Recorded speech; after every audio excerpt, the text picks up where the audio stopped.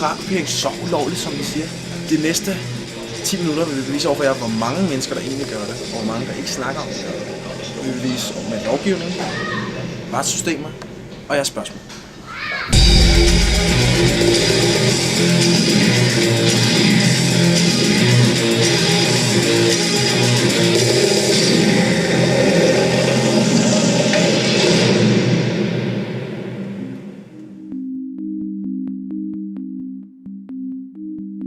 Hvad er dit forhold til piratkopiering? Det er meget fint. Det har jeg downloadet selv, og det har jeg altid gjort. Eller næsten altid gjort. Og jeg vil nok altid gøre det. Fordi det er en billig måde at få fat i det gode på. Hvad synes du om antipiratgruppen? Antipiratgruppen, det er vel arbejde, så spild af tid. De får penge af store forlag for at knalde pirater. Men problemet er bare, at de får aldrig fat i dem. De får fat i nogen, men de bliver ved. Og så det spilder arbejdstid, spilder penge, spilder vores penge.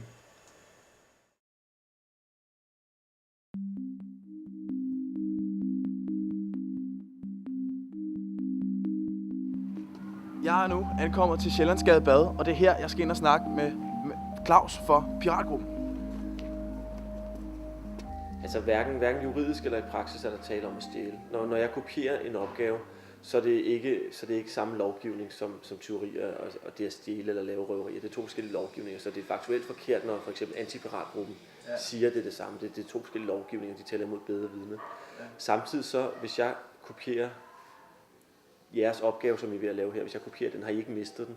I har måske mistet mig som kunde, hvis jeg ellers ville have købt den. Ja. Men det er jo strengt taget kun mig selv, der ved det. Og hvis jeg synes, at jeres projekt er godt, og jeg gerne vil se mere af den slags, så vil jeg selvfølgelig give nogle penge til jer, fordi at det er jo noget, man skal gå ind og støtte. Ikke? Ja. Jeg tror, at hvis man tillader for eksempel deling og kopiering af musik, så betyder det, at folk i stedet for at købe den nye Britney Spears, som man ellers bliver nødt til at have, fordi det er det, alle kender, det er det, alle gerne vil høre, så begynder man at kopiere de store, kendte kunstnere, man ikke har noget forhold til, og i stedet for så begynder man at bruge penge på de bands, som man rent faktisk føler noget for. De bands, der rent faktisk er tætte på deres fans, dem der laver mange koncerter osv. Ja. Så på den måde tror jeg, at man vil se en pengestrøm fra de rigtig store kunstnere til de mindre kunstnere, hvis man gør det. Så mit syn på antipiratgruppen, det er, at de er meget smarte. Altså de lever jo af at skabe en myte om, at det er et problem, at folk kopierer musik. Ja. Og så lever de af at sammenblande den kommercielle kopiering, hvor at store professionelle virksomheder kopierer en CD og sælger den på gaden, eller sælger den i butikker, primært i Østeuropa og i Asien. Og så det sammenblander de med, at helt almindelige mennesker som dig og mig, at vi kopierer en CD til en af vores venner og siger, hey, hør lige det her. Ja. De to begreber sammenblander de, og det gør jo, at der bliver en utrolig forvirring omkring, hvad er det egentlig pirater gør. Ja. Og det prøver vi så at skille og sige, at den kommercielle piratkopiering, hvor man tager andres værker og sælger dem for at sælge til en penge, det støtter vi ikke, det mener vi er forkert. Ja. Men der, hvor man simpelthen måske endda har udgifter ved det, hvis du spørger mig, om du må få en CD af mig, jeg brænder den på mit eget udstyr, så bruger jeg både strøm og tid, og måske endda en CD, for at give dig noget, så det koster mig penge at give. Ja. Og det synes jeg er helt hul i hovedet, at det skal være forbudt. Ja. Jeg skal nu ind og snakke med en Peter Kås fra Antipiratgruppen. Han er advokat, og han er blevet hyret. Hvad er jeres forhold til piratkopiering? Vi har det jo ikke, altså personligt har vi jo ikke sådan en holdning til det. Altså vi er imod det, fordi vi arbejder, eller har Antipiratgruppen som klient her i huset, og vi varetager deres interesser. Antipiratgruppen består jo af en sammenslutning af kunstnerforeninger og producentforeninger, og de er imod piratkopiering, fordi det griber ind i deres marked. Altså grundlæggende så kan man sige, at hvis der er nogen, der henter en film eller en musikfilm på nettet, jamen, så går branchen glip af et salg, og derfor er de imod det. Antipiratgruppen gennemførte den 23. januar en koordineret forbuds- og bevissikringsforretning 4 steder i Jylland mod en gruppe af pirater, der delte filmværker via internettet. Der blev gennemført fodforretninger ved retterne i Fredericia, Holsted, Horsens og Aarhus. På alle adresser blev der gennemført bevissikringer, der afdækkede omfattende ulovlige materiale. Der blev endvidere nedlagt fodforbud mod pirater, da alle havde været involveret i en såkaldt release group, der gik under navnet Dansk Filmnetværk, hvorigennem der udvikles ulovlige kopier, primært nye film.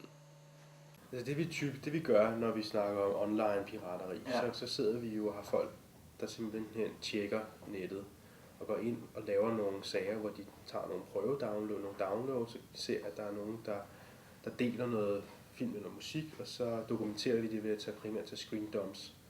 Og det gør vi, baserer vi så har vi de oplysninger, så kan vi se, at det er tilgængeliggjort, de her film og musik er tilgængeligt, altså delt fra en specifik IP-adresse, og der går vi så ind og får teleselskabernes oplysninger derfra. Der kommer først rettens vej, beder retten om at pålægge teleselskaberne udlede de oplysninger, og så får vi personoplysninger på det grundlag. Og så sender vi typisk de her breve ud til folk, som man sikkert har hørt om i medierne, at vi sender en gang imellem. Så laver vi en pressemeddelelse, når vi sender 200 eller noget i retning breve ud til brugere af peer-to-peer-programmer. Ja, altså jeg vil lige sige en ting. For det første, så giver vi jo ikke bøder. Vi giver erstatningskrav. Vi udsender erstatningskrav. Bøder, det er jo politiet og anklagemyndigheden.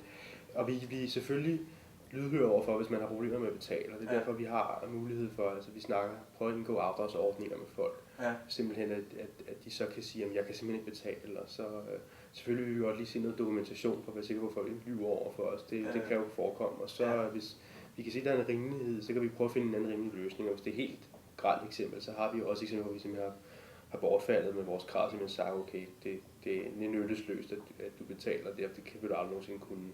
Og så selvfølgelig så er det på betingelse af, at man lover ikke at gøre det igen. Fordi hvis vi så har en gengang, så vil vi være mindre flinke af gode grunde. Jo, man er altid bange for at blive på snuppet. Men bare du nøjes med at lade være med at nøjes med at hente en af gangen, og en film af gangen, og så lægge det ned på CD for det meste, og så at lade være med at share noget. Så skulle risikoen være mindre, forhåbentlig.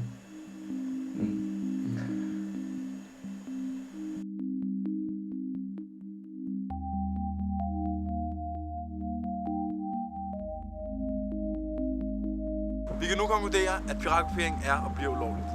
Dog vil det nok aldrig nogensinde blive stoppet 100% på grund af den udvikling, der er i gang. Antipiratgruppen udvikler hele tiden nye programmer til at boste piraterne med, men det samme gør piraterne.